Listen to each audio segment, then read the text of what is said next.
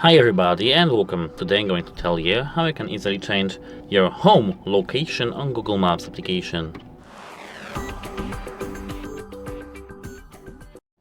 So, at first we have to mark somewhere on the map, for example here, a pin. Now we have to scroll down and here we have something. We have to scroll this bar to add label button, and here we have to just type home or home, just but in our language. Here we have home, so your home address. Let's tap that, and now our home is changed. Here we have our home. That's it. Hope it helps you, and goodbye.